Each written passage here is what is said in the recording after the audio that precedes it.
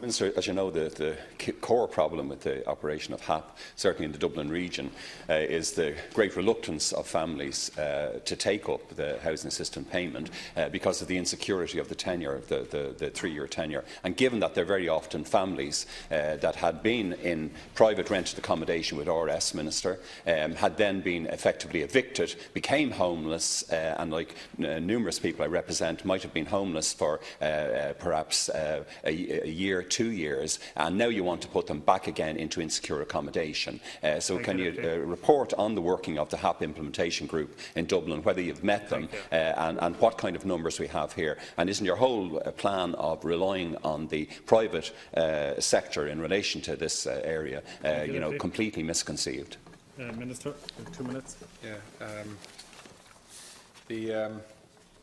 I propose to take questions number 17 and 32 together, if I can. Some 13,600 households are currently being supported by the housing assistance payment across 19 local authority areas where the scheme is operational, including eligible homeless households under the Homeless HAP pilot scheme managed by the Dublin Regional Homeless Executive, who actually met just before these questions started, for all 4 local authorities in the Dublin region. On average, some 224 additional households have been supported by HAP each week during 2016. And this figure continues to rise, with 362 households commencing support under the scheme this week.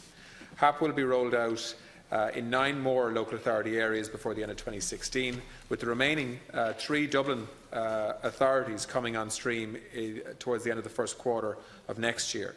This will complete the full rollout of the scheme.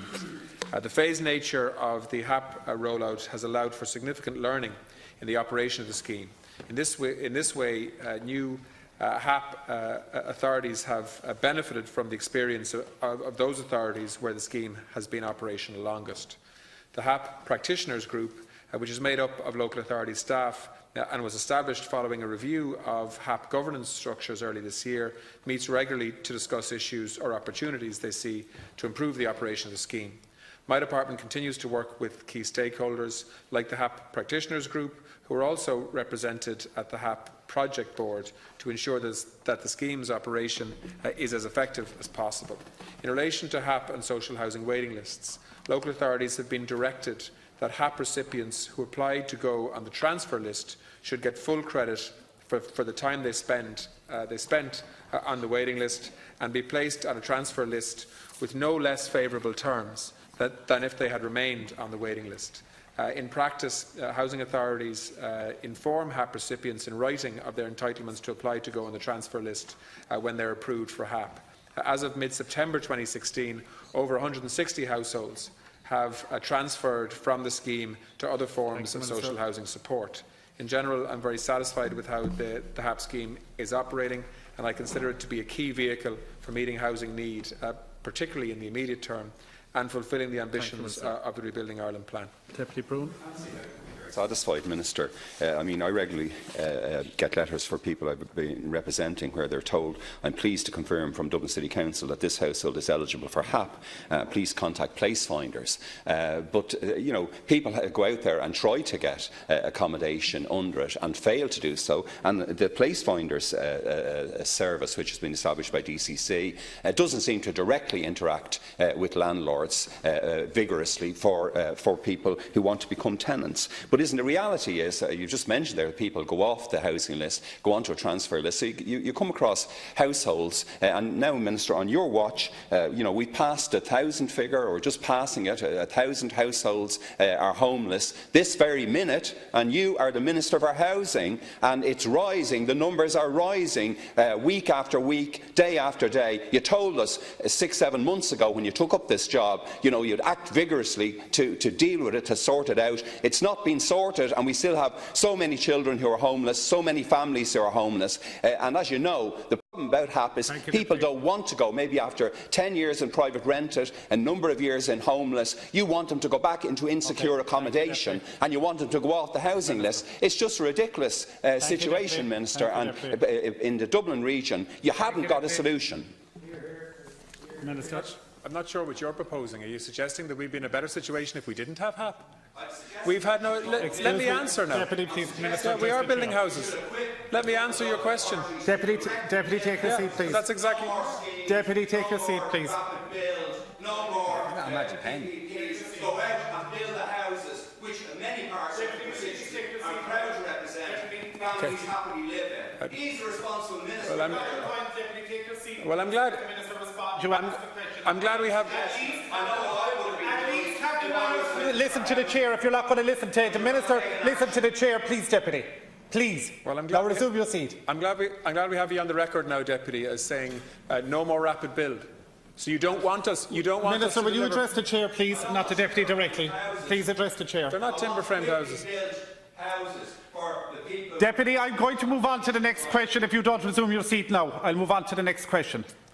No, well, I mean, I think the Deputy here has plenty of criticisms to make, but no suggestions to make. We are actually. You will have your minute in a second, Deputy, and if you interject again, I won't give you any more time on it. I'm moving on. We are delivering a lot of new social houses, and we're doing that as quickly as is physically possible. And we are going to do it in a way that learns from the mistakes of the past in terms of the need for mixed tenure developments and so on. We are also using HAP. HAP isn't even rolled out in Dublin. Homeless HAP is. Okay, I'm moving on to the next question, Deputy. I did warn you. I'm moving on to the next question. If you're going to continue interjecting. You're judging HAP on, before it's even been introduced to DCC. I mean, it's a joke. So far this year, we have seen under homeless HAP about 550 families and individuals actually get secure tenancies, which is certainly an awful lot better than the alternatives that are available for them. And most of the HAP schemes, Deputy, are not on 3-year tenancies. Some of them are 5-year, some of them are 10-year, some of them are even negotiating 20-year tenancies.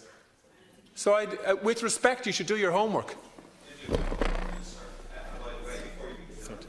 I became Minister, as you know, I sent you a detailed briefing of what I would like to do, starting with declaring a housing emergency. Can I just ask, though, will you give some attention to that issue of the place finder service, to assisting people who are in homeless accommodation, who are sleeping in cars and literally homeless, who can't access services? Will you give some attention to seeing if that could be ramped up into a real assistance to homeless families? But the general point is that there is a reluctance, whether it's 3 years, 5 years, 10 years, if you've been in insecure accommodation with the threat of being evicted at any time over the years, it is an appalling vista to actually have to go into that accommodation again, to spend your whole life. Your children, we would represent children, obviously, like you do as well, where the children have grown up perhaps in a situation where there's been no stable accommodation, a totally unacceptable situation. And as I said, in particular, you obviously need to examine the way in which this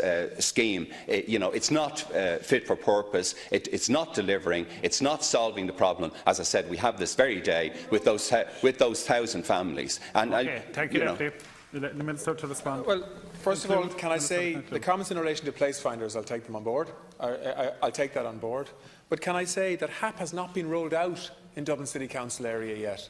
It is a specific homeless HAP pilot project, which is a different scheme, albeit a very important scheme because it has actually found sustainable tenancies for many people. The whole point of HAP actually is to take people out of the kind of uncertainty that you rightly talk about, that many people are in the private rental sector and get pushed out of in the private rental sector, to put a much more solid, sustainable tenancy in place under HAP, where the local authority deals directly with the landlord and does a deal with the landlord in terms of a medium to long-term tenancy, where actually the tenant deals then with the local authority rather than with the landlord.